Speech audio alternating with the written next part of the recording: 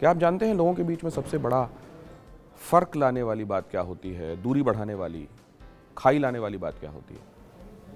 हाँ, बिल्कुल सही, पैसा। वो बात जो आखिरकार ये तय करती है कि इस जीवन में किसको किस तरीके के संसाधन हासिल होंगे। और आपको ये जानकर हैरानी होगी कि कोविड ने सबसे ज़्यादा असर डाला है इस खाई को लेकर, इस खाई को और ज़्यादा गहरा बना दिया है।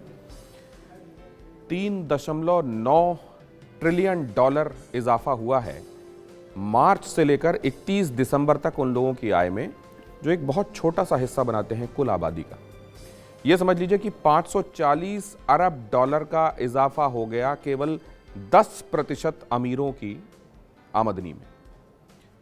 तो हुआ ये कि कोरोना के समय जहां पर यह समझ में आ रहा था कि ये इकोनॉमी के लिए भी, उस तरह की इकोनॉमी को रोल करने के लिए ज़्यादा अच्छे एवेन्यूज़ दे रहा है, वहां पे उन लोगों ने कैपिटलाइज किया और इस तरीके से अपने आप को और ज़्यादा धनवान बना लिया।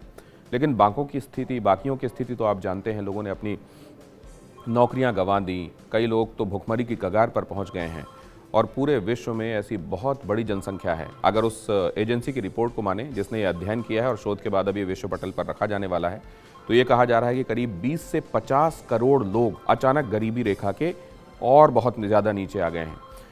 उस शोध में ये भी कहा गया है कि 2 से 10 डॉलर प्रतिदिन की आय वाले जो लोग हैं वो गरीबी से सिर्फ एक कदम दूरी पर होते हैं। मतलब एक दिन अगर उनकी कमाई उन तक ना पहुंचे तो वो गरीबी रेखा में बहुत नीचे पहुंच जाते हैं।